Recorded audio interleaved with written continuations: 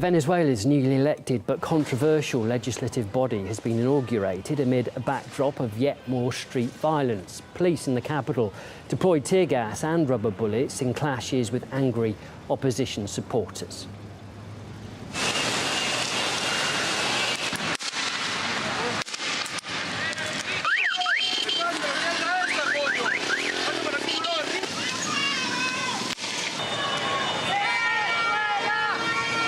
Well, the situation here is that now we have two parliaments. One parliament is dominated by the opposition and another parliament is dominated by Nicolas Maduro. The opposition has not renounced to demonstrations. The opposition maintains, however, that what they are doing is peaceful demonstrations. But the result, as you can see, is usually violent. There's been 153 people killed since demonstrations started in late March. I don't see any understanding. I see the situation either continuing as it is or maybe getting worse. I don't think this will die down anytime soon. Both sides are entrenched. One side, however, has the National Guard fighting alongside it. The other side is just, civilians. Well, here's some of the expert reaction we've been getting to Venezuela's political and economic turmoil.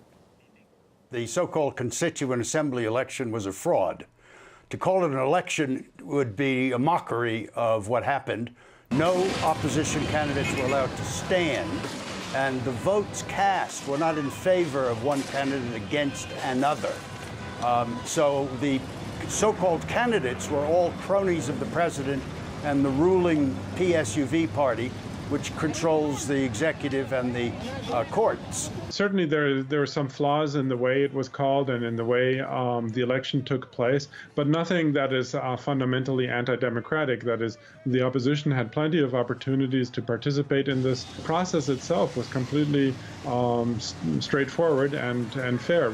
So now when they do a demonstration, they still insist on going to the city center, which has been prohibited. And so then, of course, there are violent clashes between the police and the demonstrators.